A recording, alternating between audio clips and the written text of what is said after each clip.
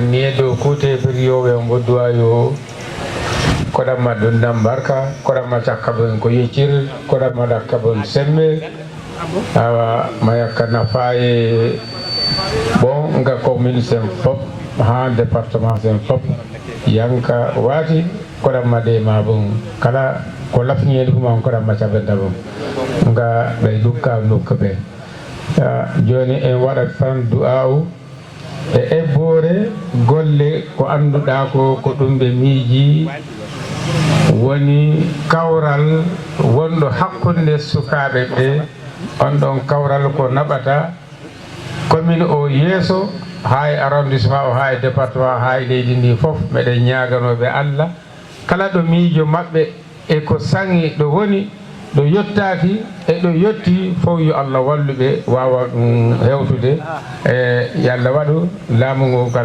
kala ko ɓe ɗaɓɓoyta e partenaire e ha e laamu yo Allah walluɓe ha wona nafoore meɗen enen foof e maɓɓe ha e commune o foof awa salatu ala nabi juulen e nulaɗo Allah sallllahu alayhi wa sallam inchallah omin almami bolli ñaɓali komin wattati duwa o e inde saare o komin woni imam ratibe o ko ɗum mi noddira min mbaɗa du'a o joni meɗen waɗa anniye enen foof juulen e nuraɗo Allah sallllahu alayhi wa sallama mbaɗen astahfirullah laabi tati juulen e nuraɗo Allah sallllahu alayhi wa sallama timminiren fatiha e salatul fatihi allahumma salli ala sayyidina muhammad wa sallam astaghfirullah lejum astaghfirullah lejum astaghfirullah allahumma salli ala sayyidina muhammad wa ala muhammad اللهم صل على سيدنا محمد وعلى ال محمد اللهم صل وسلم على سيدنا ونبينا ومولانا محمد وعلى آله وصحبه وسلم تسليما الحمد لله رب العالمين فاتحة لا بتاتي صلاة الفاتحة لا بديدي بسم الله الرحمن الرحيم الحمد لله رب العالمين بسم الله الرحمن الرحيم بسم الله الرحمن الرحيم الحمد لله رب العالمين الرحمن الرحيم مالك يوم الدين إياك نعبد وإياك نستعين الصراط المستقيم صراط الذين أنعمت عليهم غير المغضوب عليهم آمين اللهم صل على سيدنا محمد الفاتح لما أغلق والخاتم لما سبق الناصر الحق بالحق والهادي إلى صراطك المستقيم وعلى آله حق الجليل اللهم صل على سيدنا محمد الفاتح لما أغلق والخاتم لما سبق الناصر الحق بالحق والهادي إلى صراطك المستقيم وعلى آله حق قدره ومقداره العظيم سبحان ربك رب العزة commune bo Farumba mi salmina jarga o e amana o mi salmina sous-préfet meɗen o hoɓɓe galɓe ɗo ɓe fof mbiɗa jaara Allah mbiɗa jaara population commune bo Farumba koko yettirte Allah na ɗum ɗo ni han tawi kam mbiɗa jaara Allah mbiɗa jaara population commune de Farumba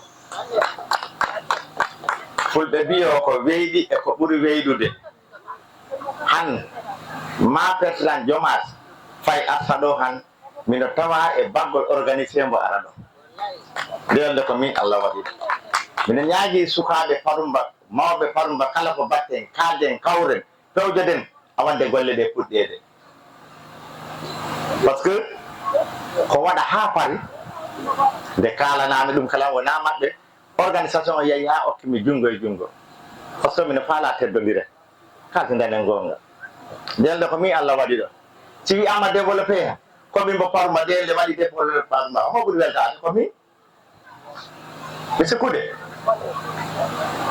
min jaari Allah mi jaari on noon oɗon garɓe ɗo ɓe minen ñaago Allah ko développé commune Farumba min paala wallede si onon ɗaɓɓa jaliijo ɓurɗo wawde torogol ko maire ɓeɗo jaliɓe ko wulure guluje ɗiɗi o tortoniyan ko nagge minen min jeeyan ko milliard ji min torro million ji pasque ko min torde worde jali mawɗo o ko minen ñaagui Allah noon wallede commune Farumba commune Farumba il est frontière de deux pays yaade Guinée Bissau yaade Guinée Conakry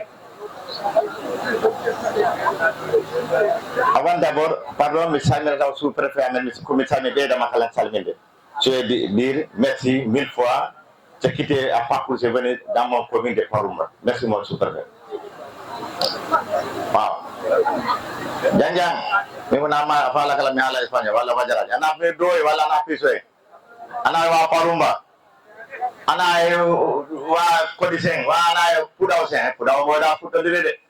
Misal menio, minen nyagi, onon babe golle hono dakbe seya hebe ko dum men nyagi ballon minen jogi sukabe jangobe be ganduda gibi université e jodi don yelde gala golle minen do jogi be gandanda ko émigré de gasube e jogi moyenji kono e wodi jogibe be bawa hono hen dakbe se hono kale o warde développer ha yara yeso dum ko minen jogi do do Paroumba de minen jogi ayna ko be jogi be nay dans le commune de Paroumba be gandanda jogi nay ko kaparanja hafina aynoya natano en ni gasa ganda no di nay ligote hana di beedi do ha heba hen nafoore be ni pidin he jodi do commune Paroumba minen jogi rewbe be ganduda volontaire wonaro gerte wonaro golle wonaro sardenji be di dabbi ballede hono jaararo yeso maire o non ko wawi ko toragol ballugol kono e wodi do maire haadi e wodi do jarga haadi e préfet do haadi e sous préfet ha yaw e haara do bay non ko non minen ko tornde men bay Allah wadi sukabe amen be kala jogi ma godo miijo haabe bayi on do noddude ko minen pi noddidi on ko bismillah modo minen nyaagi kala haalata mo ngas minen nyaagi dum yaato mi salmini almami o mi salmini jarga o mi salmini gurumaji rewbe di piiw minen nyaagi kala ko gandudon baawo men wallude minen nyaagi ballo men vraiment merci le sous-préfet minen calmina gouvernement meɗen keso yo Allah wallumo mo wawa en ligganade Sénégal keɗen jamma kawrinen Allah nama leydi ndi yeeso ñagano en gila galle ɗo haara dow ɗo gouvernement ɗo ha président meɗen Diomaye e premier ministre meɗen Sonko enen ñaganimo yo Allah dan en jam no Allah dan en kawral gouvernement ko continuité goɗɗo wonno ɗo goɗɗo woɗi ɗo ni wayna mairie ni awalamo kala ko ni way kala garɗo no seeɗemɓe ɓe ñaago mawɓe ñaago no Allah naɓu leydi ndi yeeso golle keddi jowol nan politique assalamu aleykum wa rahmatullah merci ɗi tawa ko waɗi ha yimɓeɓe jooɗima ɗo o ko jonde ko waɗa ɗo ko kanko naati yalti waɗi ko watte ko foof honorable Oumou Mané mbo ari ɗo e inde député ji département Vélingara ari kadi e inde suka Paroumba jarama Oumou donc minen gardi kadi monsieur le sous-préfet o ɗin ɗo jooɗi par ce que ko watte ɗo kon ko développement politique gasi ɗo ko développement haalte ɗo ko ɗum tagi monsieur le sous-préfet ari jooɗi kala ko watte ɗo mo hollat préfet o mawɗo o to Vélingara minen gardi kadi monsieur Ousmane Diaw kañum woni direction à l'entrepreneuriat rapide des jeunes to Vélingara nangue mode ɓagon numéro makko mbo yaltiɗo ran gaɓɓo mbo o jogui der mi hay min mi ɓaganni numéro ma mbo natinam to liste mum ɗo mino faala million ji mi waɗanni jardin ngaji voilà minen gardi kadi monsieur Tidiane Seck chargé de l'organisation de JPS départemental kala ko gandi ko fati e organisation e nder département Vélingara JPS o ko mabɓe jogui ɗum toon to Vélingara mbo tawama e oɗo délégation monsieur Abou Djiba est là chargé de la communication monsieur mes respects grands mes respects je vois ce que vous êtes en train de faire mes respects c'est pourquoi je dis mes respects donc ko ngi jaɓ so wiye ko kanko jogui fi communication kala ko haala ko watte ɗo komin mbatta ɗo mbo ɓaganni photo mbo ɓaga vidéo mbo natina ɗum Diomaye yiyat ɗum Sonko yiyat ɗum kala ministre tawaɗo e oɗo ko watte ɗo ko ɓe heɓat ɗum minen gardi kadi Wassa Camara ko entrepreneur Wassa Camara lève la main c'est un entrepreneur c'est le président également de Sénégal Agence Tour Agency Fouladou Tour Agency donc ça peut créer de l'emploi si ça marche ça peut créer de l'emploi et nous souhaitons que ça marche.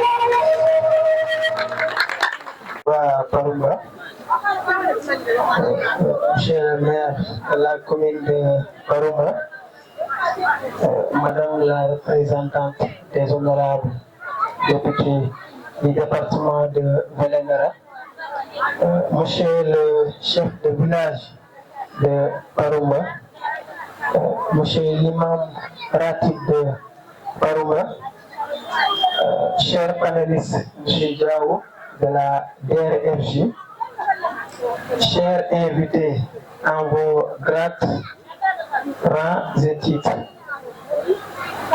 C'est un honneur doublé d'un privilège de pouvoir présider en ma qualité d'adjoint au sous-préfet de l'arrondissement de Pakour cet important forum qui a pour thème les opportunités de l'emploi et de l'employabilité. Quels sont les défis pour les jeunes de la commune de Parouma?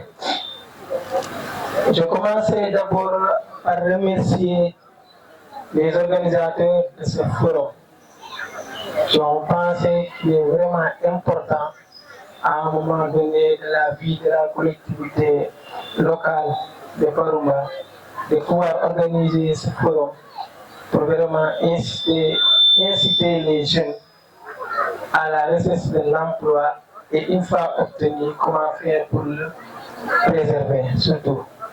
Et quels sont vraiment les défis que nous avons au niveau local.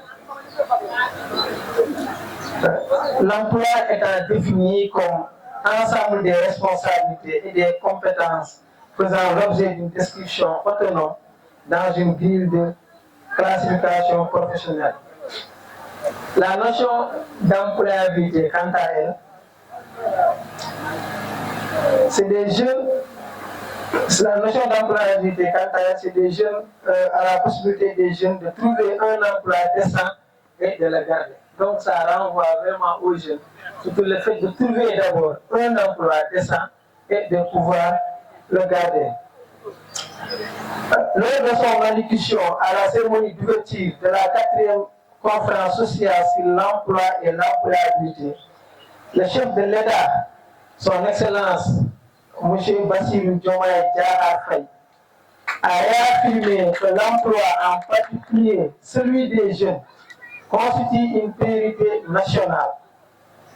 Il a souligné la nécessité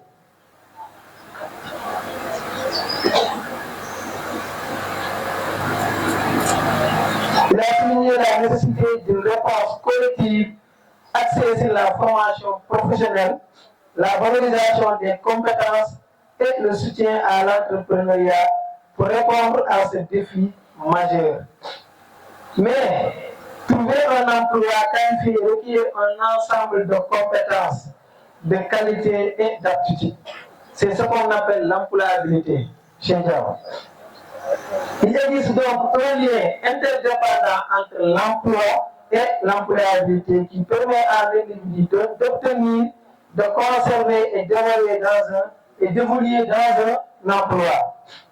Les chiffres du dernier recensement général de la population et de l'habitat de 2023 indiquent clairement l'ampleur du défi, car nous avons 75% au moins de 35 ans, avec un taux d'emploi urbain de 43,3% contre seulement 33,6% en milieu rural. Vous voyez la disparité qui existe. Une disparité préoccupante entre les hommes et les femmes. Ces dernières étant particulièrement frappées par le chômage avec un taux de 36,7%. Et Parouma n'est pas une exception. La révision de la convention État-employeur pour l'adapter aux exigences actuelles du marché du travail, outre l'insertion de 3500 jeunes en 2025. Donc c'est l'une des mesures que l'État du Sénégal a prises. Aussi, la mise en œuvre du programme de l'apprentissage de masse. Ça aussi c'est une autre mesure. Ensuite, le projet de formation pour l'autonomisation des femmes. Parce qu'en général, bien vrai que là, on parle surtout des jeunes, Mais quand on parle de l'emploi et de l'employabilité aussi, les femmes constituent une couche importante. Il y a aussi l'internationalisation des modules sur l'entrepreneuriat dans les filières de formation et l'installation de centres d'incubation dans les établissements de formation professionnelle et technique. Donc il y a cette mesure là aussi qui a été prise. Le président de la République avait dit la lutte contre le chômage n'est pas seulement l'affaire d'un État, c'est un combat commun qui exige patience, détermination et cohésion. Donc pour vous dire que ce n'est pas seulement l'affaire d'un État. Donc l'Union dit surtout dans le cas de Palomba. Normalement, cet endroit devait être rempli de jeunes, surtout parce qu'on parle de l'emploi et de l'employabilité, mais je sais que l'exception est, ou bien c'est un thème qui est surtout tourné vers la jeunesse. Parce que boo wax liggéey ak yére ko ndaw moo tax mais gis nga boo xoolee peut-être jotaay bi mag ñi ñëw fi ëpp ak jigéen ñi am na lu muy wane nag jigéen ñi moom yàgg nañ ñoo won ni bu dee wut xëy ak am ko rek ñoom kenn gënu leen kaa bëgg kenn gënu leen see ji loolu moom yàgg nañ ko wane. Donc fii au moins je crois que tey jeunesse bi moo si dafa war a ëpp mooy beneen bi mooy ñun dañoo am benn contexte particulier mu dañoo dëkk si tund bu tudd Palomba. Donc man en tant que jeunesse d'abord si sama localité ban possibilité d'emploi laa am d'abord fii au niveau local ma xalaat si am naa fu may toll war naa mun a am liggéey war naa mun a wut liggéey war naa mun a téye liggéey boobu ba mu amal ma soxla ban possibilité laa ci am d'abord fii ma dëkk fii loolu xam naa jaaw dina si ñëwaat.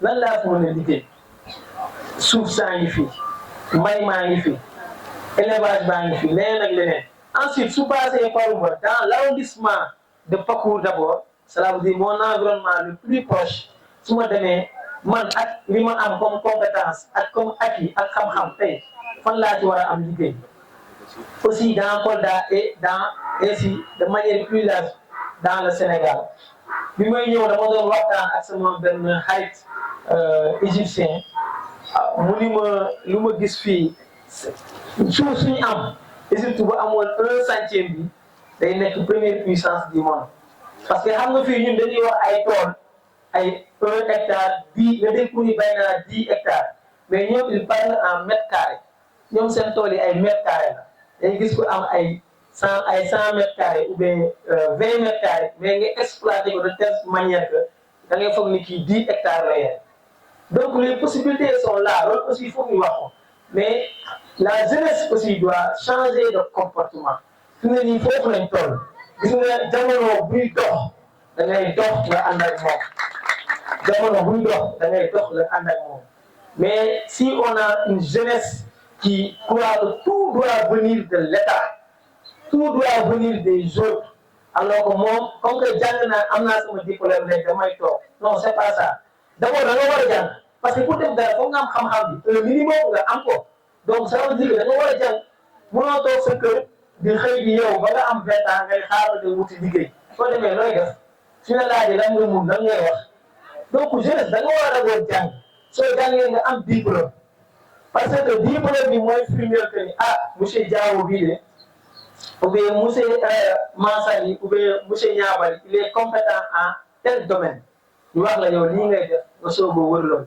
donc foog d'abord ñu jàng ñu am compétence ñu am diplôme ñu jóg liggéey da nga jóg mu wuti ko mais doo toog fu nga toog suba ngoon ñu teg suñu baara su paree ñu ngi xalaat la soirée qui doit venir le conseil qu'on doit organiser pour dire que nous on doit avoir un travail ou bien on doit avoir un emploi ça aussi il faut ñu dagg ak loolu daf fi jógee dañ koy dépassé monde bi moo mel noonu monde bi course boo xam ne la boo toogee tuuti rek gars yi raw la boo toogee tuuti gars yi raw la te jeunesse c'est un instant bien précis am na fu muy toll li nga mun bi nga nekkee sa ndaw doo ko mun soo màggee donc ndaw mooy wut liggéey papa yi ak yaay dañoo war a toog si kër yi ndaw yi dem wuti liggéey ñëw defal leen mais en toute sincérité loolu daf fi manqué donc vraiment on vous appelle à cette prise de conscience les possibilités sont là, les avantages sont là, on a des terres, on a l'élevage, on a d'autres moyens de pouvoir acquérir un emploi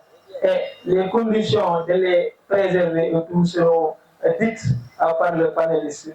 Donc, une fois de plus, je remercie M. Niambali, Mansali, je remercie tout le monde, vraiment tous les gens qui ont au moins pensé que nous avons fait journée. Et je déclare ouverte ce forum sur l'emploi et l'employabilité. Je vous remercie.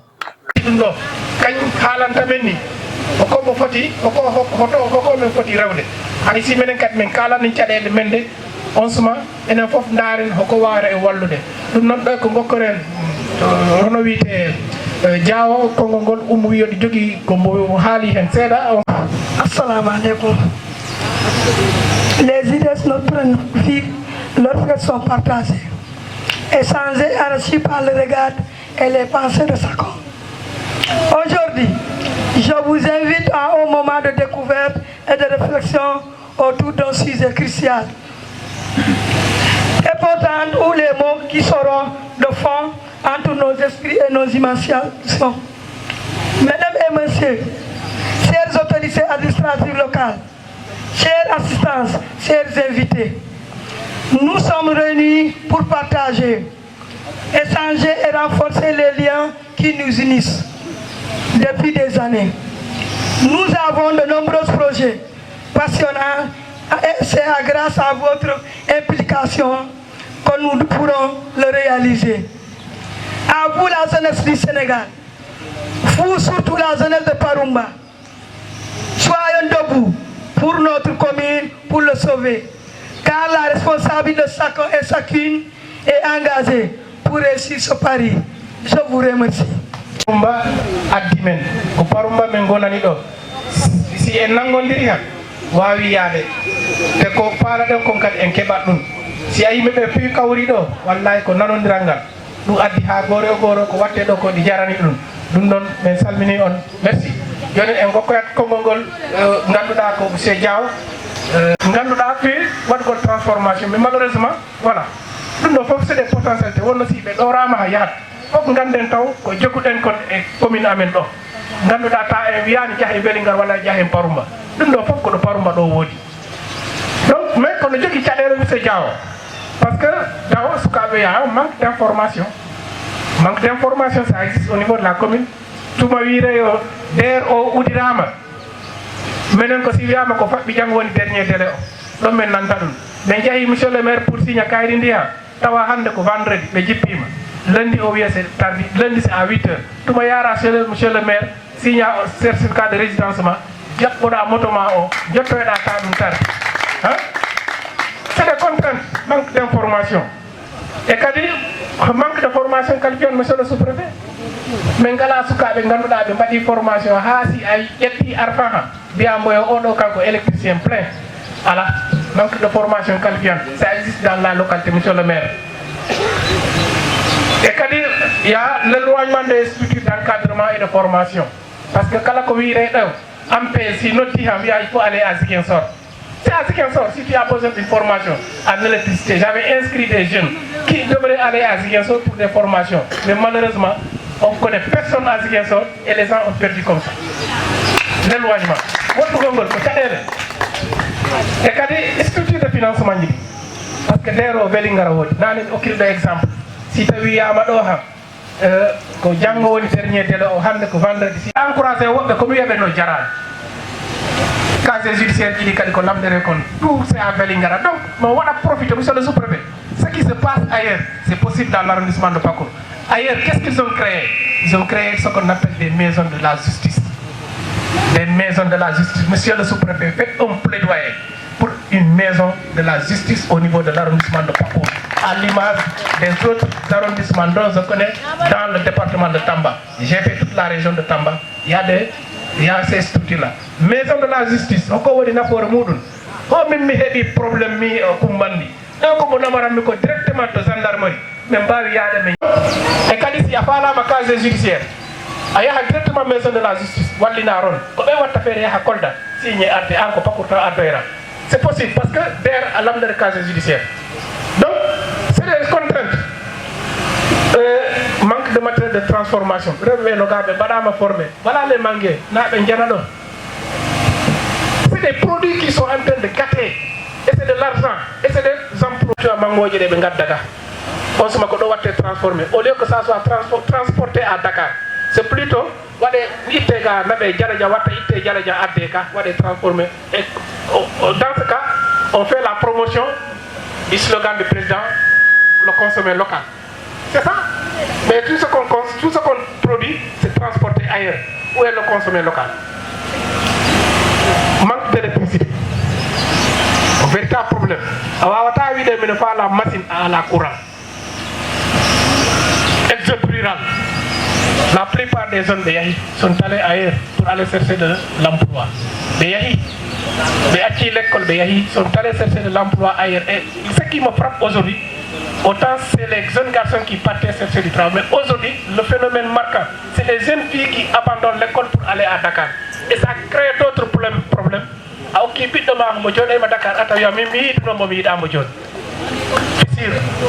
La famille devient un problème à cause de la jeune fille qui a déserté et ne revient plus, reste à Dakar.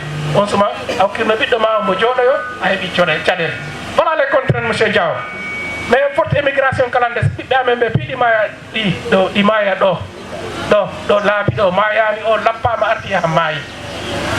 c'est rural avec l'immigration clandestine. Yettima Espagne, un an, 2 ans, Atawia Mako, Watabe Kofoko, Lapete Lawako.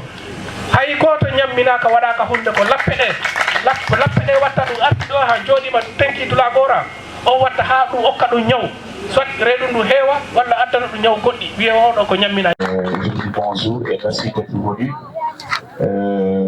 Assalamu alaikum, monsieur le maire, Missal Benima. Assalamu alaikum, Père Kassare, Missal Benima. Assalamu alaikum, Imam, Missal Benima, Missal Benira, Ougafof, Nene Diop, Dja Diop, mes grands frères et mes petits frères.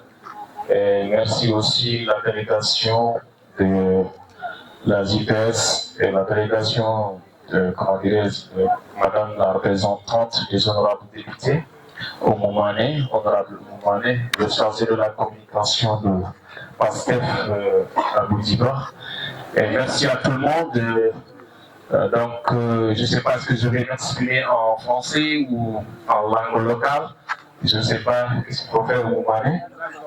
En langue locale, là, ça marche. Très bien, d'accord. Alors, je vous remercie tout le monde. Je salue mon enfant, comme tout le monde a dit. L'amour de le département de l'Incarado,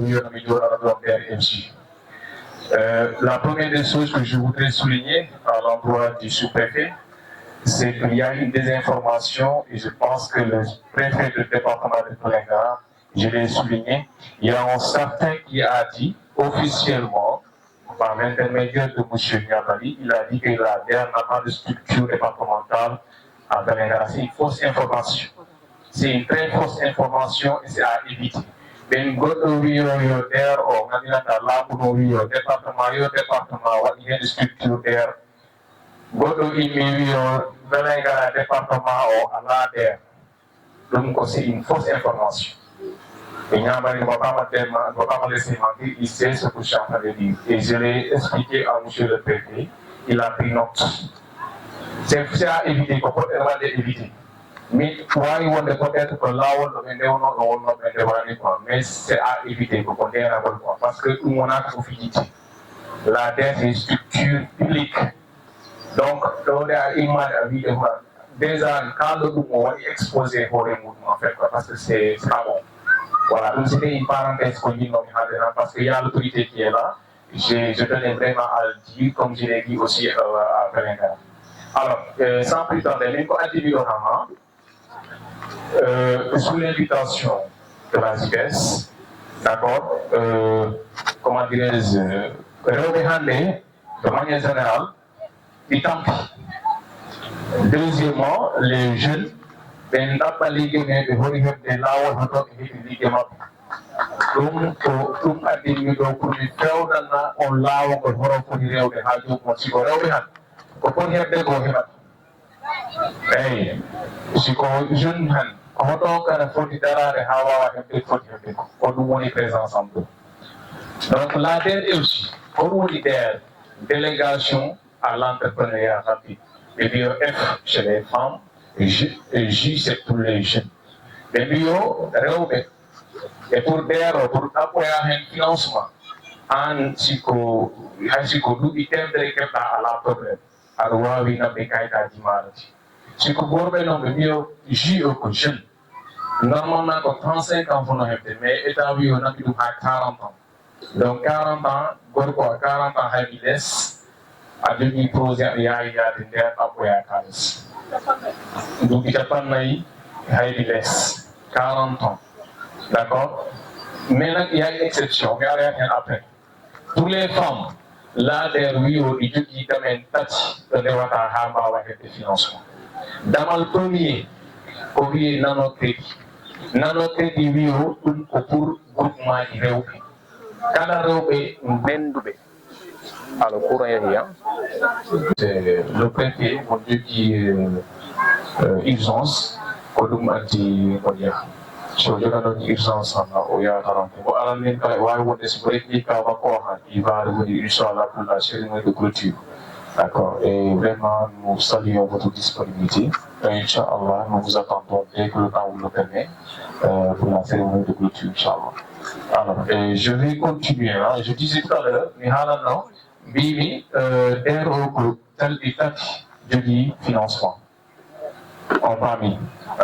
Ça le premier qu'on nanocrédit. Nanocrédit ɗum woni ko waɗgol wallugo rewɓe gonɓe e groupement GIE, groupement d'intérêt économique.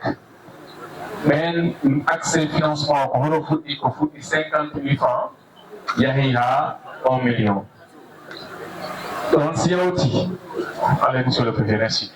On si yawti ko autonomisation.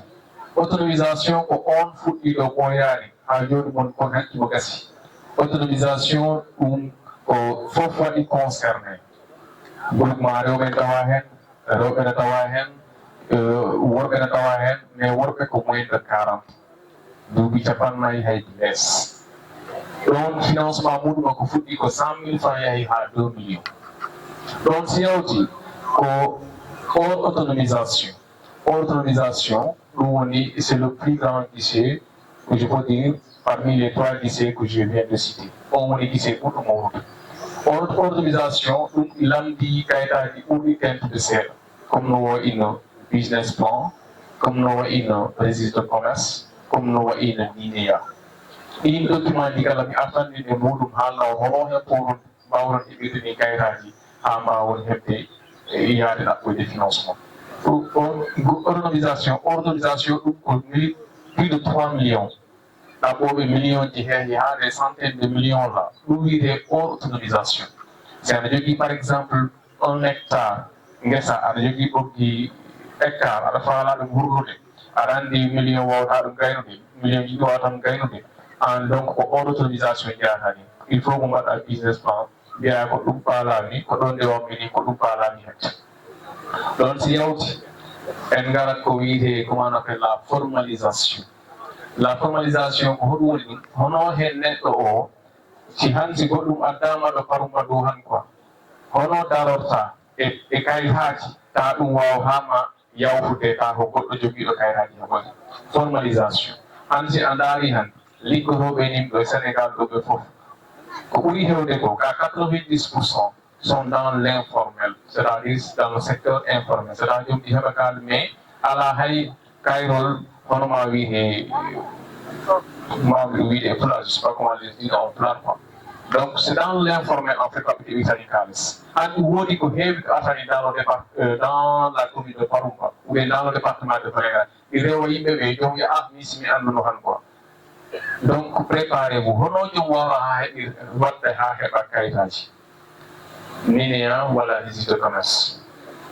Première des choses d'abord, qu'on doit d'abord carte d'identité. C'est-à-dire carte d'identité. Il y a chef de quartier ou la si mairie on l'a on certificat de domicile. Il y a des cartes d'identité mouvement de mairie ou résidence. Ça veut dire résidence. Il y a maintenant ko heddi hen ko casier judiciaire nak enen presque toujours ko koltake hen casier judiciaire. Casier judiciaire, on s'y parie à ce qu'on appelle le procès verbal de création du GIE, voilà la présentation, si c'est une entreprise individuelle, par la Héba de Kairaji, vous pouvez pas la présentation. Mais une entreprise à mon côté visée, l'entreprise à mon côté visée, l'entreprise à mon côté les salles de si vous GIE au Calacon, non pas il faut Kairaji s'y détient quoi. Vous partez à la chambre de commerce de Kolda. Normalement, parce que on peut là première des choses qu'on évalue, parce que maintenant dit défi de formalisation problème beaucoup illégaux voilà les parents de côté de la Kairaji. Maintenant de formalisation gratuite. Au niveau de la DER, moi le chef passé, DER une formalisation gratuite, une campagne de formalisation gratuite. On a l'un à Yokohama Haïbou. À voilà à la Kairaji m'a rappelé la Gorbina d'Oran. Comment dire, certificat de résidence, copie carte d'identité, procès verbal et comment dire, casier judiciaire. N'a pas de Kolda et puis déjà, on a été déjà qu'on va développer. Quand il y a du monde, comment il y a du monde dans le monde, il y a du monde. On a fait Kairaji. Quand il y a un autre derrière, après la calice, il y a un minimum de papier là-dedans. C'est-à-dire que somme de maonani han ba itewa dum satani.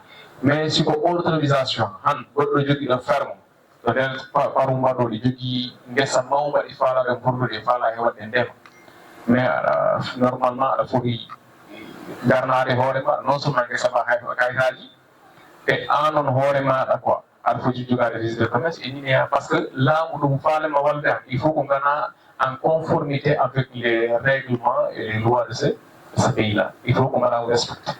Il y a quand il y a un impôt des affaires illégales. Mais, outre ma valeur de l'âme, outre, ne fallait ma valeur de des attaques ou en arroi qu'on doit avoir les mains d'accord.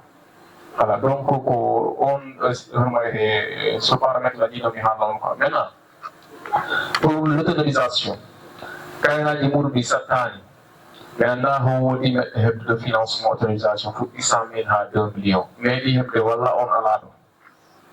Alors, pour nous, pour le certificat de résidence et copie carte d'identité, normalement, au niveau de la DER, chaque 4 mois, il y a une campagne d'enrôlement. Où il y a un financement, si on a une 3 mois, 4 mois, où on a une campagne pour Arawa. On a tout le temps copie carte d'identité et certificat de résidence. Même si Arihan Hal n'a mis une troisième alors une pose en question, on peut amener une bille, on pose en troisième alors et remplir vite et n'atteindre pas plateforme. Enfin, on a 1 mois, 2 mois financement il faut faire tout. Voilà. Alors, maintenant, je ne vais pas pour revenir sur ce que M. le maire a dit, mais je sais que beaucoup, parce que il y a une information pour nous. Parce que je vais le dire, la guerre a été tellement politisée auparavant que nous avons mais je fais le recouvrement. Je sais, mais notre année de mi-amayo, on a déjà gagné des cartes depuis 2022. On doit dire, mais nous commençons à faire le recouvrement,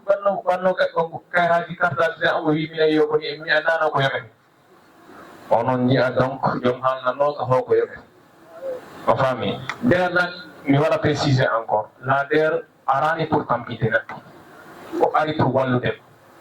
Déjà, l'objectif, pour lui, de financer, qu'on va financer pour inaffiment, à Keba Hengo, donc à la Douta, au Hético.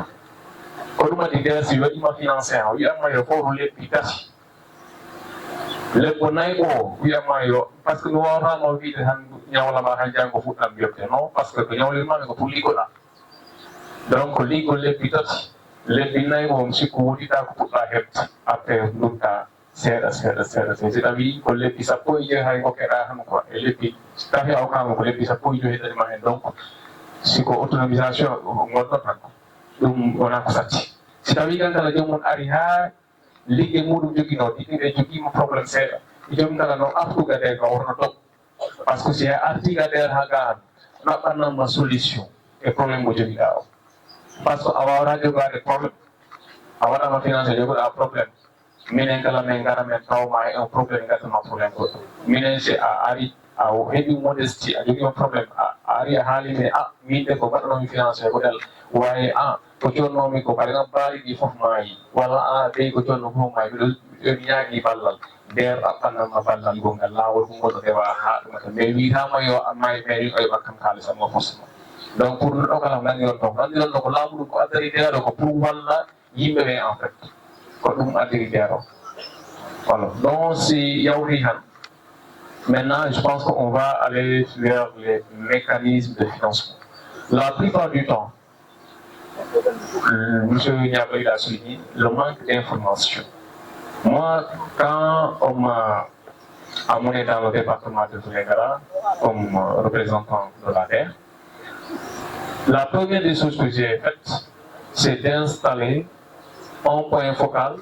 Comme il dit, d'abord, on a dans le département, on va installer un point focal quand la commune est un département. Un certain Hamadou Balde de Farumba, je ne sais pas s'il est là, il n'est pas venu. Il devait être là. C'est lui le point focal de la terre, parce que là où, derrière le département, commune de Vélingara, Mimi dero ko adana ko wi'a comme stuga mun mo wi dum ni ko to gonɗon yo menen batto e jipa wonon ko fami ko ɗum addi mbimi kala commune woda ko gonden tan gonanɗo ɗon dero ta kala ko wuɗɗi Vélingara to tan an qui est informé à la minute a wawi haalde les populations jogiaɗe ko ɗum ɗo e ɗum ɗo fewni a fami donc le manque d'information là j'ai essayé de le corriger mais inchallah on va améliorer parce que je vois que et comme vous l'avez si bien dit, il y a un manque crucial d'informations au niveau de Paromba, contrairement à dans certaines communes. Quoi. Alors, si je pense que la conférence va être interactive, parce que je vais surtout écouter les gens, leurs problèmes, et après apporter des pistes de solutions.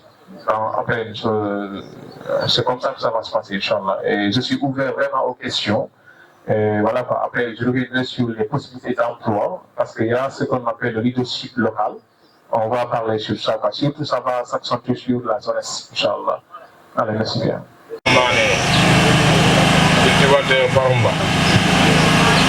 salmina fof salmina hoɓɓe gawɓe ɓe ene salmina saare nde fof ene salmina délégation terre joni min komi nannuɗo ko affaire komi nannuɗo dal ko si goɗɗum wiyama ɗum ɗo no ɗaɓɓe menen Parumba ɗo commune amen o a taway ko dernièrement mais heɓata information joni si a heeɓi ɗum ko waɗo e 4 jours wiyete joni ɗuma clôture o watte joni ɗum ɓittina men quoi si tawi goɗɗum yalti ko ɓurno moƴƴude taw menen mi heɓa information ko ɓuuri yawde quoi on sumade kala waɗɗo intéressé on dit waɗa préparé dossier ji ko namna on dit waɗa dossier ji on sumade noon waɗa déposé par ce que joni si wiyama ko 4 jours heddi pour clôture dossier o a taway no ɓittini men minen ɗo pour déplacement o yahugol ɗo yaha ha Kolda walla yaha ha Vélingara a taway déplacement o no muusi si ala moto a ɓay auto ji ɗi kadi jango kadi otoji ɗi yaaka joni andi ɗum a taway no ɓittini men quoi voilà. Président l'association de Parumba Yara Yesso coopérative min waɗi créé hikka ko ɗum on landam mi faala landade programme coopérative on quoi Diaw min waɗino fournir des dossiers registre de commerce, NINIA et GIE. En ce moment, mais appris, mais déposé coopérative. Mais dossier coopérative, il y a le temps d'être. Mais non, on faut me dire amen. Comme l'an de Tohen, on ne me voit pas wade coopérative aussi document au yalti. On ne me voit pas golir coopérative au hame y a un hore amen. Ko ɗum jakili men parce que kala hunde ka meeɗa wadde ko ma ɓattoɗa anduɓe landoɗa heɓa lawol ngol honno poɗɗa yaade ha wawa wadde bénéficier wawa nafude commune o fof par ce que coopérative o no min wirani ala frontiére kala neɗɗo wawi nattude tant que imo jogui carte d'identité on tigui comment o waɗa adhéré on sumati o wawa tawede ka coopérative joni ɗon si aroyi ha ɗum foof woni no min foti wadde ha mi heɓa financement walla ha honto mi wawi yaade si mi wawi heɓde tracteur ji walla mbuuɗi andiranta komin addata komin gollira tawa minen golla minen heɓa minen natta ka kees amen ɗum kayin minen humpa ɗum min faala hollede ɗon lawol wassalam. Tumba salmini on fof kono wata de bas pular mala ma sede kan jari sede won tamunde groupe nda PGKS bon pom ma en ko wala pour bondo ko der kameli engagé na bonde pour bondo ko dan ko da ko bombani waye moy la gir bo de ma pour hano mo wadi takay te bonda wajita go engagé na padu ngi la ngedo de ma yebo pour wajita bonna ngora padu ko Monsieur Diaw woni ko jimmami lamdade jogiiɗo reçu de commerce ninaya carte impôt export jiɗi liggade horo wawata rewde ha bo heɓa financement ko bo faala liggade ko e horo bo yaara par ce que ɗum jogui probléme amen o min ganda woodi jogiiɓe reçu de commerce ninaya carte impôt export mais ji'ani lawol ɗo por rewde ha liggoda e état ɗum ko probléme o merci beaucoup jarama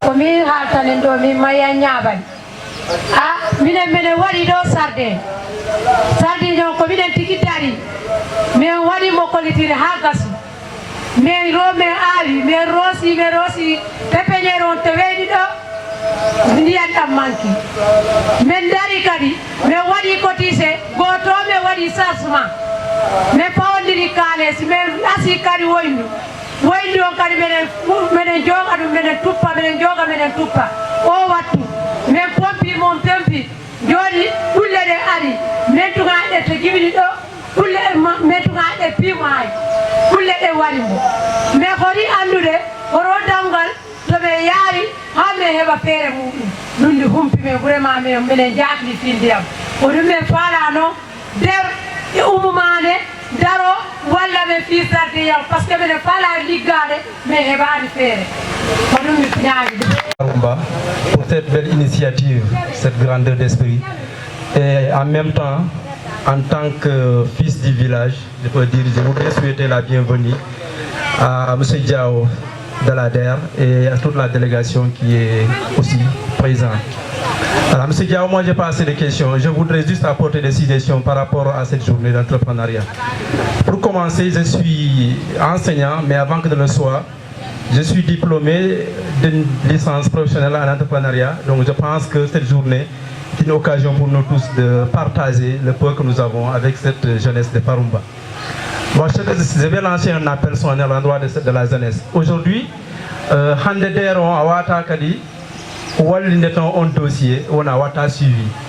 Mais Diao pour le témoigner, minotawa yimbe pour victime de DER. Chaque semaine, je suis venu à l'hôpital, je suis venu DER. Je suis venu à dossier, je suis venu à l'hôpital. Mais déposer un dossier à la note si politique nati hen a perdu sa porte no hebude. J'avais même déposé ko no jaw halini min mi wonno regrouper ZIE Tongia pour be wa hebde kayraji. Je déposé depuis Dungu, Yaltani, ça ne fait même pas une semaine, je suis à bureau Diao. Lundi, je suis déposé dans le Nanani, je des informations d'indemnisation palpables. Donc, si vous avez dit, je suis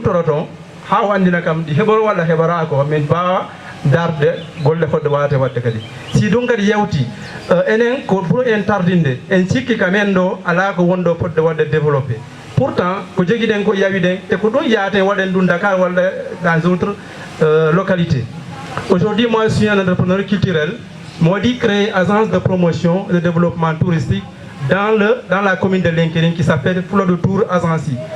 Donc moi dire donc pas pour hami holla yimbe be ciosan kadi di wayi addande tundundu développement.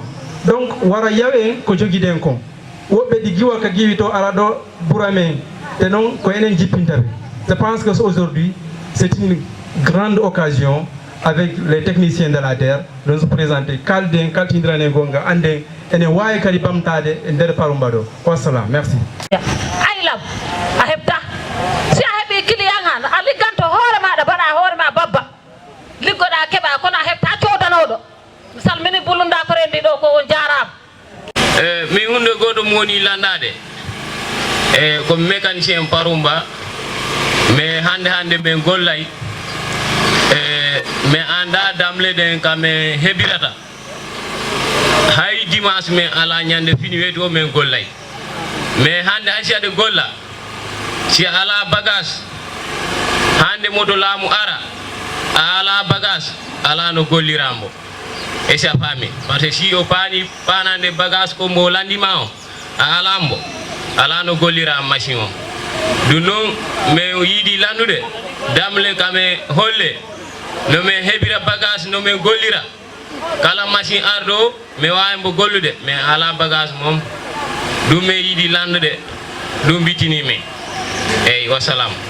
place an arɗo ɗo ko min adama buwaro kene ba samba e min nani ko arɗon ɗo ko mine welti buy wona seeɗa minen kala minen tori min andine komin anda saabu minen min wayri ligge si wona ligge yaha duuloɗa gesa mi waɗa ni fedde mi waɗa tegeji minen rewɓe ɓe min tega kono min keeɓi on kalas min gala damal ka min yaari ha min toroyo pour kalasi o jibina ha o yaadi min ngala nden feere min tega no kalasi ha yaha wona ceccele si naati ko min yaha min saka tege on min senda min ñaama kalasi o min anda damal ka min ha kalasi o pour yajanane a ko ɗum lamgal min lamdi min walle damal horo min rewala ha min heɓa pour ko min liggoroni ko ɓeyda yaadude.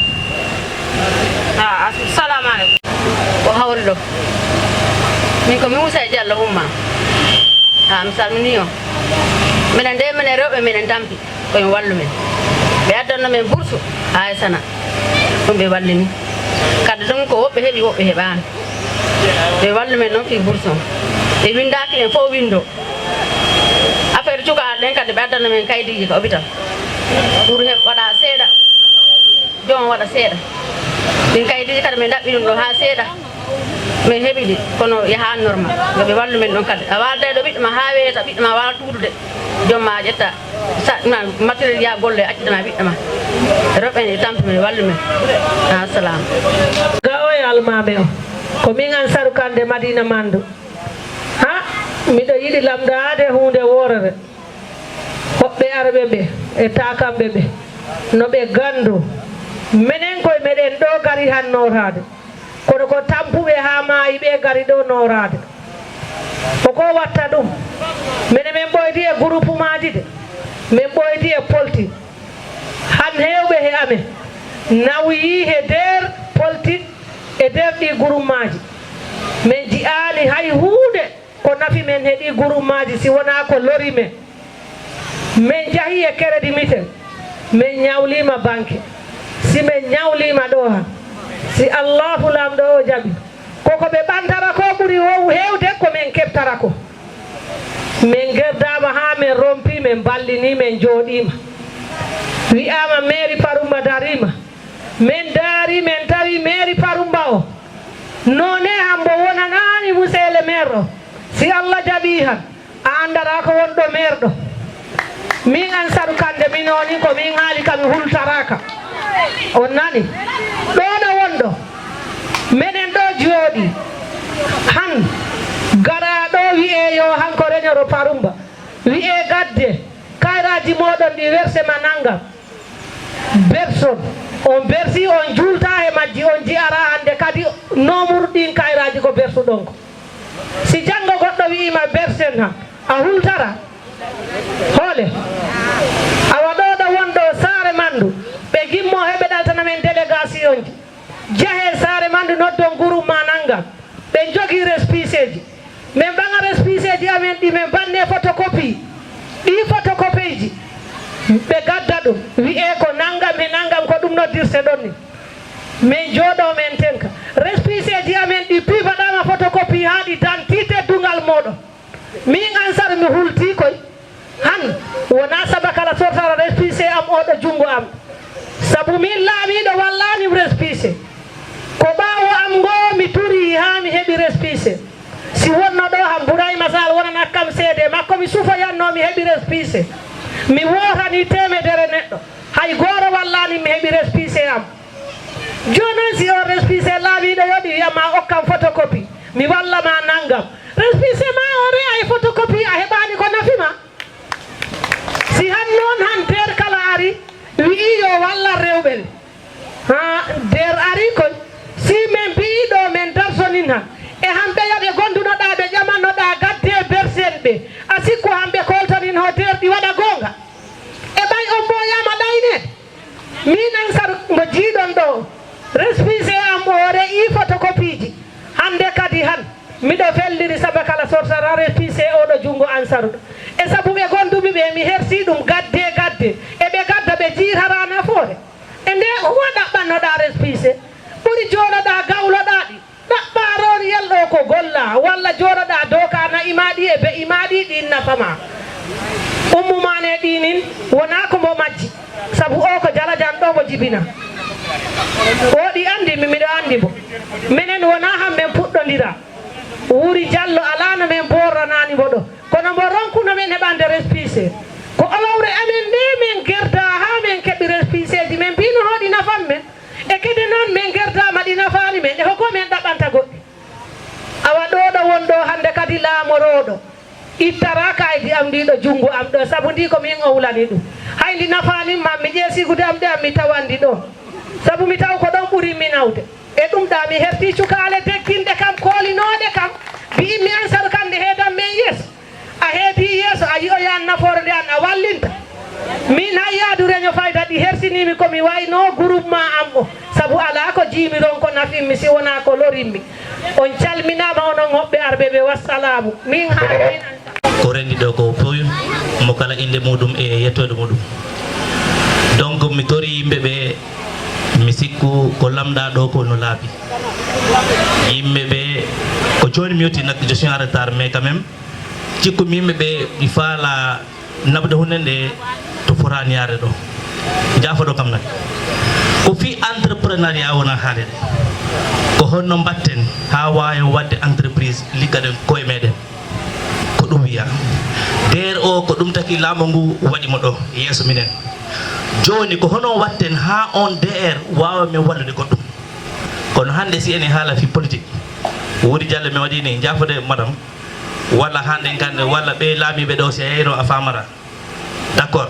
kono hande ñallat hande ngal mi sikku ko laaɗum fi ɗum ko fi entrepreneuriat ko hono mbatten enen ono rewɓe ɓe minen worɓe ɓe sukaɓe ɓe ko hono ɓe wawata wadde ha ɓe heɓa entreprise ɓe waɗa entreprise ɓe wawa heɓde goɗɗum he laamu ngu walla ɓe wawa liggade ko on wondi l' essentiel o min noon mi pose a question par ce que woni no ɓaawo seeɗa ni waktu DR ko immini ko minen min mi waɗno demande ji presque la majeure partie yaltani min ganda nak ho ko âge amen o yawri walla ko honɗum où se trouve le problème par ce que minen ha joni indeji amen ɗi yaltani c'est cette question là que j'ai posé à l'endroit de monsieur Diaw ou c'est Diallo je ne sais pas voilà ko ɗum mi yiɗum ha mi laɓɓinana seeɗa rewɓe ɓe et cette question là mi pose ɗum Diaw wassalam président daïra Parumba min noon jogui ɗo daïra groupement min mbaɗat min dulto dungu min keɓa kaales min formama kadan fewnugol sabunde daïra ammo ni minen liggoye muɗum hay ni hanki min liggima min taƴa alta sabunde ndu galle amen to par ce que saka men yamin taƴa koye ɗo ligga men nono konko mine liggo min paala hedde ɓe heɓani kaydi mo yi déposé pour kaydi groupement mo mowoni heɓude joni noon mi woni e ɓaawo DER umumane walle kaydi groupement mo daïra ammo mais probléme sabuna de mi liggodira e DER ha min keeɓa laawol no mi heɓi financement to nder ɗo min ɓeɗa liggade yeeso kasa mama heɓa men pormini mbokala de soko de walla men ɗon kala ɓe kayidita noon groupement mi heɓani kono ɓa de ari holla men laawol minen pewno sabunde dungugal foti men liggoto groupement mo heɓa kaales jonon ko on de paam hollami wallami kaydi liggonde a deer ha groupement mo heɓa financement min mbawa liggade moƴƴa kalan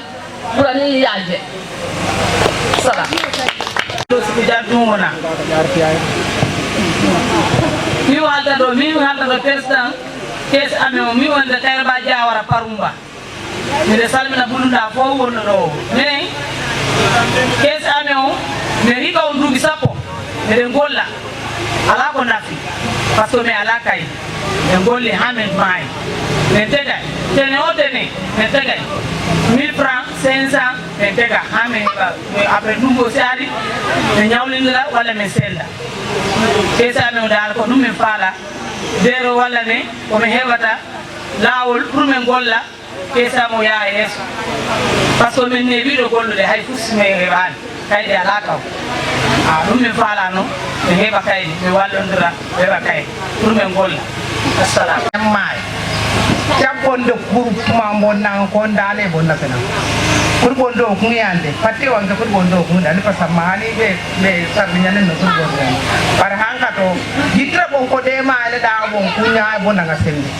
un non la ngel bon ko de ma o hambo nga sembe ku nyaay par mangé par Assalamu alaikum encore monsieur le ministre ultima question alors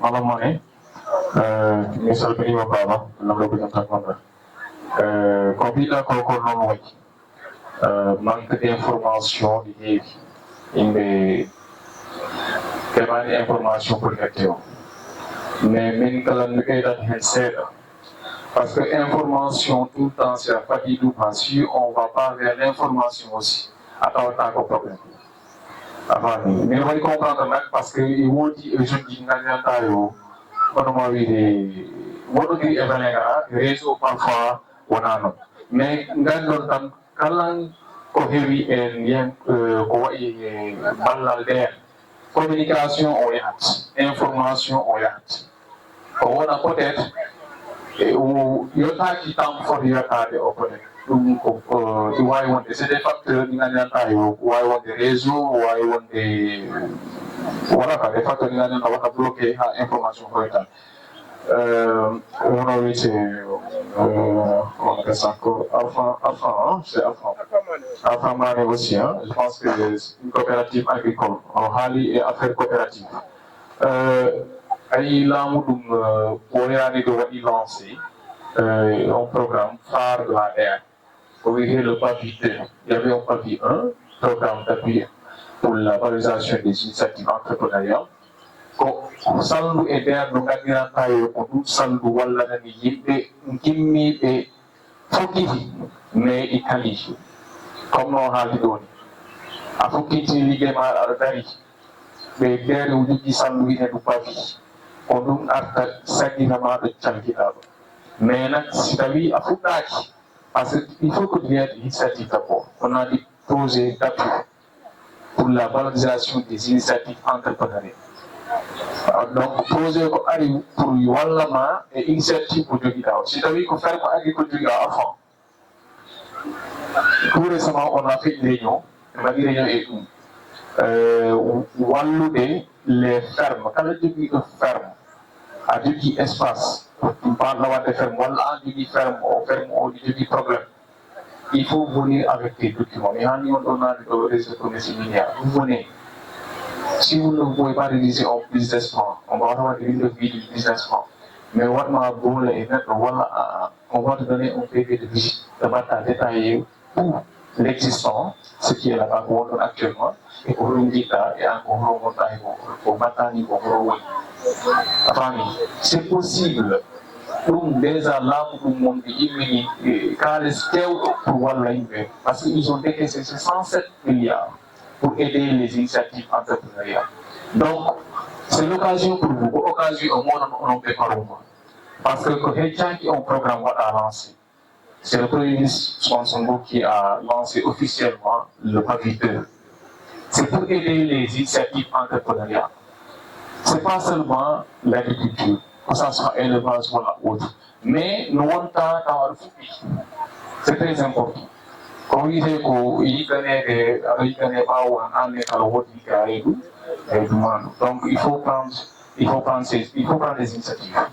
L'État va vous aider dans ce sens-là. Donc les fermes agricoles là, on accompagne les gens et si tu es prêt, tu peux venir te rapprocher de nous, tu peux encore échanger de nous, tu peux dire après ce qu'il faut faire pour la suite. Inch'Allah. Taïb Camara, oui, non, pas Taïb Camara, c'est pas Balaba Niabali. Balaba Niabali, association de 25 personnes sans papier. On a la papier de Balaba. Voilà, Balaba, Inch'Allah, mi halina nedo. Anona combien de très bien, mi halina nedo.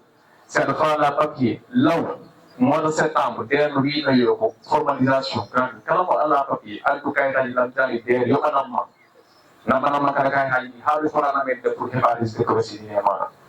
C'est vrai qu'il y a d'abord, tous les communautés de chambre de commerce mondiale, il faut y aller par la ville, Inch'Allah, pour mettre l'information sur la ville.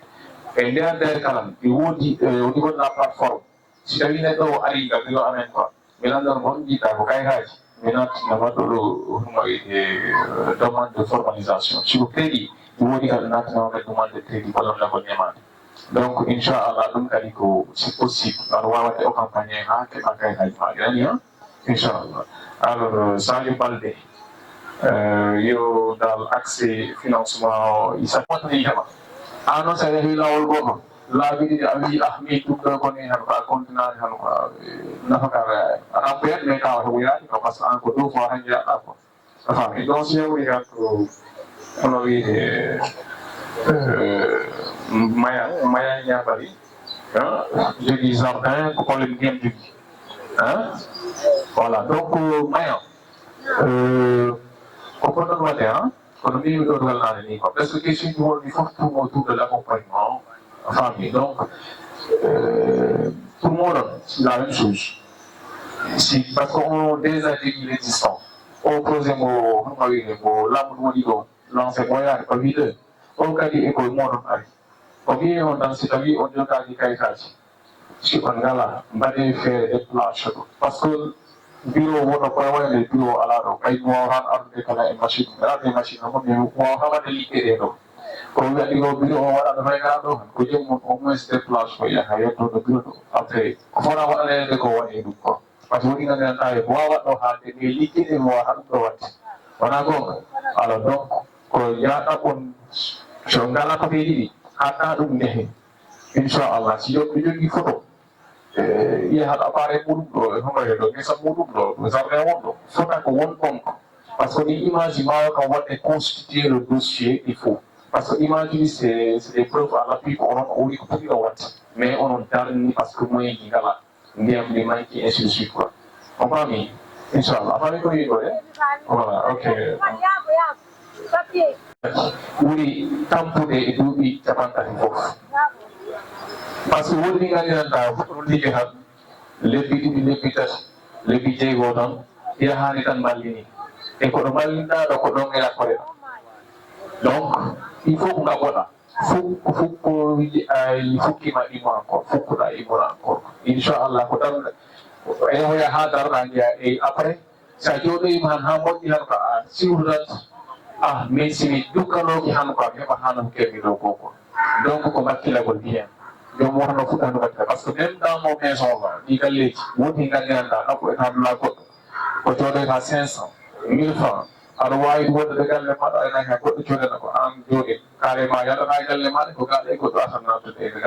donc, tout ça, c'est des initiatives qu'il voilà, donc, si aujourd'hui, comment on appelle ça, Famara parlait de maraîchage, comme nous l'avons donné aussi, maraîchage aussi, c'est l'un des piliers. Au pied du pour y gagner un tailleur, état pour ça du Walloudé et le financement du Boulou. Gros des ardennages.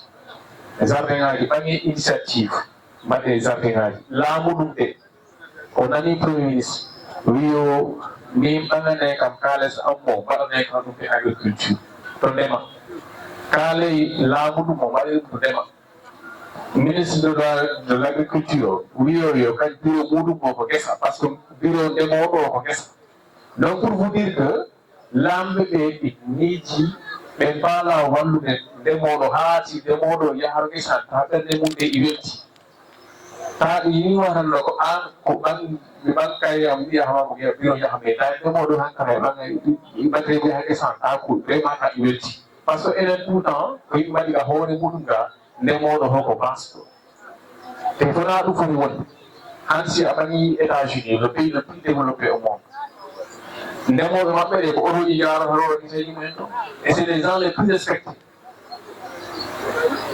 ndemo États-Unis ndemoɗo e gaynako ɗum woni éleveur c'est les gens les plus fortunés si ɓe jahat ɗo a tawat ɗon e ndemoɗo hono wayte gaynako goto joguiɗo nayi sappo si je fais la comparaison nayi sappo e États-Unis ɓuri nafaka enen ga e meɗen ga e wuuro nayi temɗere par ce que en ganda hono hen ɗum nafi gueseje meɗen ɗe kankala liggotɗe ɗe en ganda hono ɗum kankalen mbaɗen moderniser agriculture meɗen o ta han jiwen agriculture classique jahen e agriculture moderne ɗum kadi ko il faut kala ko prise de conscience wona en fait quoi par ce que enen ko mawɗen tan ko jungo ñama si change nana o tan ko probléme donc il faut oser changer il faut que yimɓe tout ce changement inchallah ko woni ndemo woni gaynaka e laamu ɗum nan komi waɗo répété vraiment gimmoɗen fuɗɗo ɗon laamu ɗum ara walla inchallah woni ferme woni jardinage woni tout kala ko joom jogui no fuɗɗo tan daro par ce que état ko ɗum wiyo fuɗɗe gaɗam walla on ko alors donc Bakary mécanicien Parumba mbiɗa ala matériel o Bakary voilà Bakary d'accord ko noon quoi maintenant comme je le dis au niveau de l'ADER, il y a ce qu'on appelle les dépôts spontanés. Dépôts spontanés ou dépôts passifs. C'est-à-dire parce que, au de campagne, il y a aussi. Mais je vois enrôler dans la base de données. Je dois poser bien ficelé, il y a une expression de besoin, et qu'est-ce que tu veux résoudre? Parce que peut-être, placement de monde peut-être il n'y a pas de concurrent direct. Why on est à heavy matériel au hand quoi. On n'a pas de nafa et force quoi. Donc c'est une demande sociale. Donc à la why matériel aussi il faut te déplacer, tu es jeune, il y aura eu des nerfs noyaux, mais à why matériel tout le temps il faut te déplacer. Par archive ou dossier mon Inch'Allah. Donc je vais continuer avec Adama Boro. Adama Boro. Adama Boro. Voilà, pour venir pour formation, d'abord en groupe, on dit qu'on a tout le temps on verse ça, mais on verse on a promotion. Il y a des gabines qui personne pour faire après une promotion. C'est-à-dire on a là on a tout le temps on a utilisé dans c'est ce que tu veux dire. Donc ça c'est ce qu'on appelle l'éducation financière en fait. Donc il faudra, parce que nous aussi au niveau de la maintenant l'autre est des financements. Mais maintenant formé sur l'entrepreneuriat, la gestion financière et sur le leadership. Parce que quand la combat a dit si tu as un qui filme pour voir des quoi. Et quand les cancala, quand les communes, quand les wada contrôler net entreprise si a jangina ka hono kales gérité ka kales o gérani ma han quoi e kala ke wayda kales tout temps ko non batton do ni wat donc be tambo be on pe ci hango be yontere kala ka kales o kasi quoi voilà donc ko dum bi na famille inchallah donc on peut pas y aller Adam Boro c'est Ousseï Diallo Ousseï Diallo haali affaire bourse bourse familiale lié alors Ousseï pour mi haalama tan quoi bourse andi nguuɗo laamu woni ko ɓengati ayo keɓi ko windiɗa ko jubal jumatti fewni ni bourse ni moƴƴa mais no waɗira noon ɗi wonno fewani ko tampere nde ɓurno hewde mais mbi o joni bourse o non seulement état wi o ɓeydat ɗum mais rewna ɗum e laawol no foti rewde par ce que han si tawi an bourse maɗa o ka déplacé ɗo ha ngale ngara jono da to jonde he nyalla ngal wonata e ma busuma dum na sens tampere buri hewto mais aɗa wawi yorade téléphone ma ɗo buso sonno message wave ma ɗo walla orange money ma ɗo jaha ɗo ɗo fakku ɗo ƴetta kala waɗa e goto andannani voilà donc et que ɗum état ɗaɓɓa hani en fait quoi parce que c'était pas bien la démarche no approche mo ƴettunowo c'était pas la bonne approche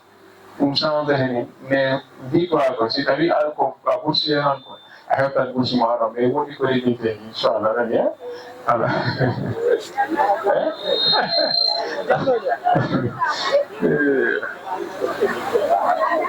d'accord Ansel Kandé ko comme no ɗoni ham e jogui GIE mais ɓe liggo ham e GIE dal Ansel Kandé moɗɗone eyo donc kono andi Ansel waɗi kallaɗo ko heewi seeɗa ko kalla ko ɗi heewi mais ɓayi ko gonɗi mi waɗa tan campé on pour diminuer ko par ce que woodi ko hewno ko heewi ko law rewɓe ɓe tout le temps mi sikujo changement kadi parumba kala par ce que wona seulement mi aran mi joɗɗam mi haalnaɗo kala il faut que cette prise de conscience ha on tout le temps o ɓaye kayraji moɗon ɗi pour o ganda horo e natinoya maɓɓe tout le temps gande horo kayraji moɗi natina c'est très important par ce que woodi ko ɗi ganduɗa hani peut être ko o ganda donc je ne veux pas rentrer dans la politique politicienne parce que Atomata est satisfait là-bas. Donc, parce qu'on a Rohan, on a Parumara. C'est aussi dans beaucoup de communes. On est dans tout le temps, si politique parti c'était comme ça en fait. Quoi. Mais tout le monde en tout cas au niveau de la terre, même là, il y a parti Idrissa Seck, mais là, il y a parti Kari, voilà Kari. L'essentiel par Ari, il n'y a pas de couleur, il n'y a rien. On a quoi la terre ne distingue pas. Au même titre, et Tikala par la moitié, on met la rame, je ne pas de l'eau. Au niveau de la terre, il n'y a pas de l'eau. Donc, dans mon sens, je le dis, je suis catégorique là-dessus. Inch'Allah. Alors, comment on appelle ça encore? Comme nous vivons parce que moi, on est politiciens d'ailleurs, mais ni d'ailleurs,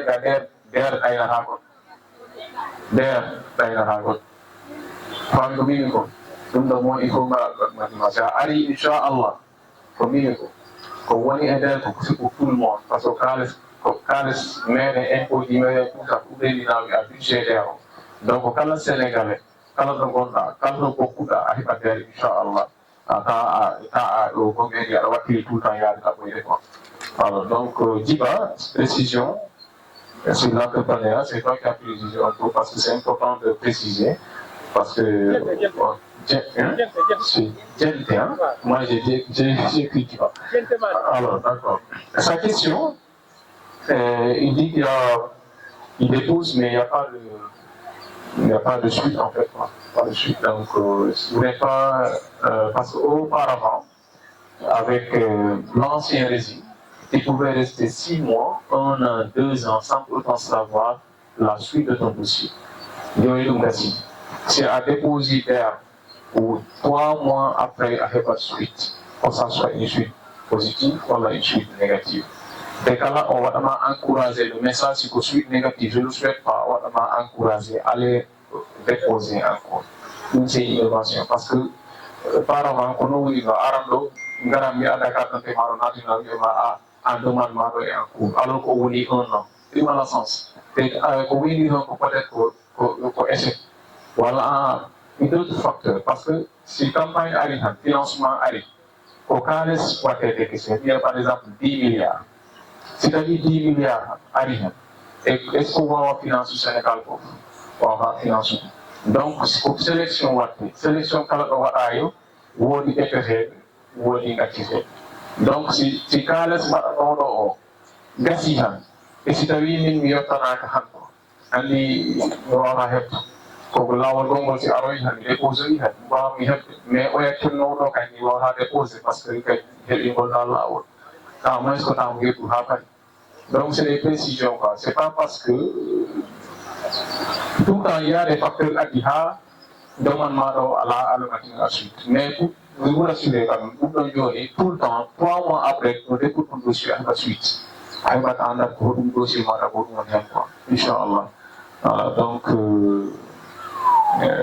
normalement, je pense qu'il a abordé dans le même sens. Normalement, ça rien, c'est pour s'ensuite, quoi. Et il met à l'arrêter la financement. On a découragé, parce que vous pouvez déposer, mais ça décourage, forcément. Voilà, mais parfois, il faut cibler les projets qui gagnent par l'État qui va financer. Comme notre agriculture, comme notre élevage, psychologue, transformation, maraîchage. Il faut cibler ces projets-là. Donc, c'est-à-dire, parce que si on a la plupart de l'élevage est corpo. Il y a un élevage, la plupart de l'élevage est corpo. Il y a un élevage. Mais si tu as vu le corpo, c'est une transformation à ta projet, il y a un projet. Pour que vous ayez financé à Paris, et à financer. Dès que vous avez l'agriculture, c'est vrai qu'on est financé. Mais en agriculture, tout le temps, pour que vous ayez donc, si vous avez financement, pourcentage ou pourcentage. Donc, tout ça, là, c'est des facteurs. Il faut tout le temps se dire, nos projets, nous, l'air, vos secteurs vont être financés.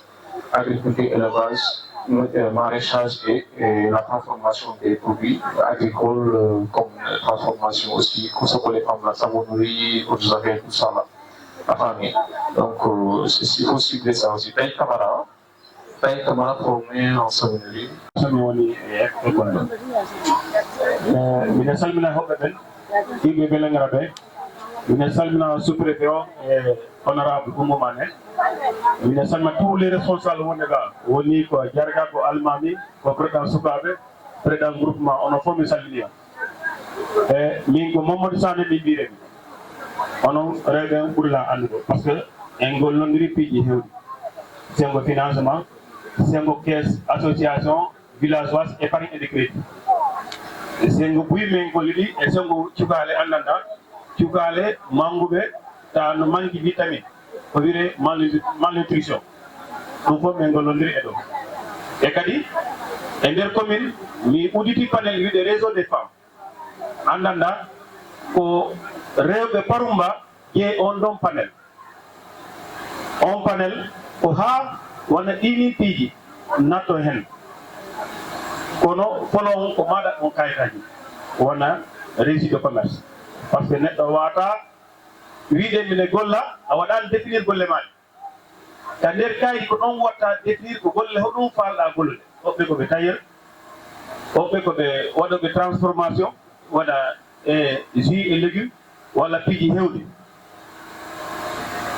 ko an watta définir golle maɗe on tan noon ɗaɓɓa formation kono noon wawita waɗde ɗen golle renforcement de capacité on tan noon wona entrepreneur plein par ce que fini weeti o goro no waɗa entreprendre golle makko ɗe entrepreneuriat gaynakon ko entrepreneur remoɗon ko entrepreneur nangol liɗɗi ko entrepreneur kono honno wata ɗum waɗde valorisé il faut ko waɗa formation ɗaɓɓa kayɗi heɓa capacité on tan noon tega waɗa entreprise ma si a waɗ ɗum waɗde tan a waɗan taw entreprise ma hande onon rewɓe ono waɗa caisse hita o rendi noon kalis moɗon 12 mois senɗon no waɗi hita goto ɗo e nder commune Parma rapport mo waɗno nombre de millions komi sendi on ko hedde 200 millions si tawi onon on jiguno wona onon réseau on daɗɗi projet hono wawi ɗon gollude onon kaale hande on landatano kaale ɗula goɗɗo ko onon tigui wata waɗde hombo wata waɗde financé projet ko muñante si a muñanade projet ma wata yaade e kadi projet ko golle e wata ƴettude kalis wiye passet der hiɓe jogui kalis ɓe ñawlinta wiye en gollata ono yebbite on kalis e watamo yeɓde haysi ko 0% woni remboursement ta intérêt ko 0%, mais capital ko keɗa ko hono waɗi a remboursé an ala activité watta développé. Je pose la question.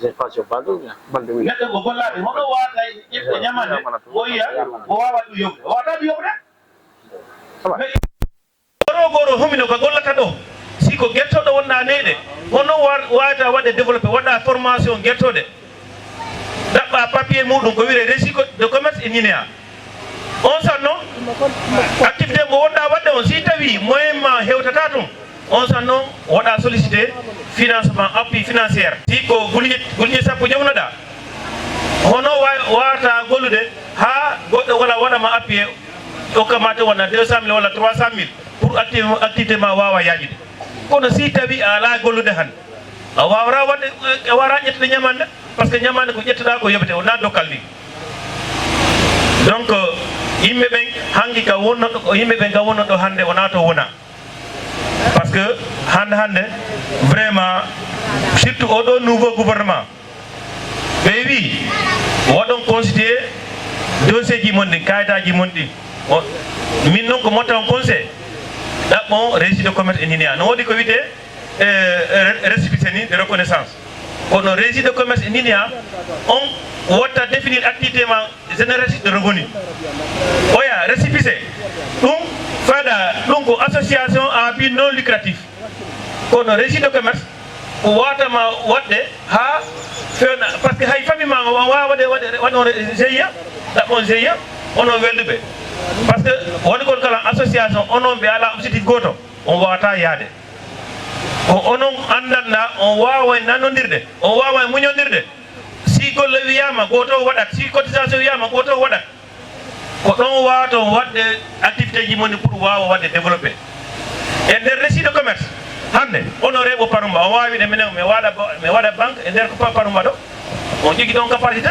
par ce que miɗa andi ɗi kales ko rendin ɗon e caisse moɗen si on faala hande banque bel e on waɗa ɗo banque kales ka tirete on wawi ɗum waɗde mais probléme moɗon on heppe ka ɗaɓɓere ko ɗon probléme o neɗɗo noon il faut que mina haalide il faut que muña ka ɗaɓɓere maɗa huma reeduma ndu huma ka ɓonnata ɗo par ce que hande goro ɗo o tabaski ɗo ñama plus de 200 000 mais si o yama waɗe cotisation waɗon goto ko de reɓe parma goro waɗa 200 000 pour futur moɗon e futur cukali mon de avenir cukali mon de on jaɓata on wiya ɗum ko ɗayni état noon ko hoɗo mon ɗi banque ji waɗa crédit mutuel hay goto jeyani crédit mutuel si a auditi compte ma toon a tawama ƴeygol crédit mutuel par ce que ko honɗum goto ko actionnaire e nder on ɗon société joni pourquoi pas enen ronke waɗe ɗin société ji tawa ɓiɓɓe amen ɓe janggoɓe ɓe ara ɓe gera ɗin société ji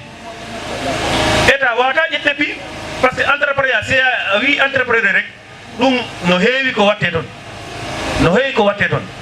an remoɗo a cohli hommo gérantema jawɗi ko wonɗa remde ko technicien ko ma woɗa hommo on technicien ko ɓiɗɗo ma jangguɗo université mbo jogui diplôme mbo ala golle on ara mbo wonanama technicien e ɓe fof jooɗi ɓe ko technicien si taw diere alano hen ɓe gollatano ɗon ko organisation ɗum watte il faut innover yimɓe ɓe suusa waɗde innover Europe ko ɗum won toon Amérique ko ɗum won toon oɗo laamu kesogalam ko ɗum o wi yimɓe ɓen waɗa feere eɓe nanodira ɓe waɗa appel ka projet ji maɓɓe kono mo gollani wawata de golle noon fuyata ko an joguiɗo golle fuyinta golle ɗe par ce que minen yi jumugol hande litre goto ko jali jarata e ɓiɗo hay goto jaɓata wiyede ko an jumoɗo homo jaɓata ɗum ga ɓe goto on no suuɗo 20 litre goto ko 50 000 jetta ɗo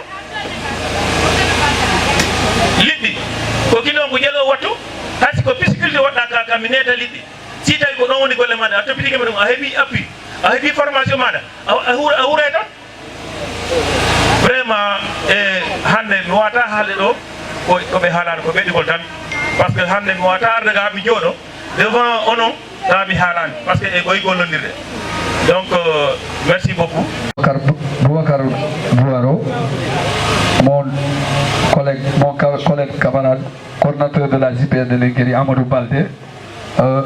Ousmane Diao du terre aussi Aboudiba chargé de la communication départementale vraiment kala ko joni ɗo men salmini mon frère Wassa Camara entrepreneur culturel mbiɗen salmina mo biyona seeɗa o journée de kono mala waɗirni présentation o ko ni min miiji journée o te ko min miiji mo ha paari ɓe tawi ko ma min waɗa feere ha o journée wawa heɓade parumba par ce que ɓe cukaɓe jooɗima ɓawa ma fofu ɗo formation ɓe joguno ɗum haali ɓe arde mais ko men mbiter tan ɓe wi men walle men ɗum wa heɓo par ce que men tampi men dossier ji amen déposé ama nder ha men tampi mais ko goro nayaldara walla ɗiɗo ɗe fof ƴettaraki mbimen peut être o woni probléme ko woni ɗo on watta ɗum haaɗi joni noon si monsieur Diaw ari on keɓat temps lamɗo ngo o jaabo vraiment journée o min beltima ɓuyona seeɗa min beltanimama kala waddu déplacement ari notagol e JPS yimɓe JPS communal de Parumba min beltima e miɗen jara kadi grand amen Malang Ñabali par ce que projet o kanko winndi mo mi siko waɗi o envoyé TDR on tout kanko waɗi fof golle ɗe pop kanko golli siko ɗum ko kanko waɗi fof kanko kala ko watte o waɗi men tek soumettre projet o min waɗi validé mais mo hokka en collaboration min wawi ɗum wadde vraiment min salmini on puyo tan seeɗa min salmini honorable kadi appui ko waɗi on par ce que si o journée wawi heɓde kadi o waɗi appui buyona seeɗa notre diaspora kadi mi wawataɓe ko heƴidde par ce que minen ɗo financement ji ɗi presque ko ɓuuri hewde ko diaspora yewnuta men min salminiɓe diaspora ɓe buyona seeɗa kadi mi wawata limde no yindeji ɗi donc kono goto o salminama ɗon assalamu aleykum wa rahmatullahi taala wa barakatuh.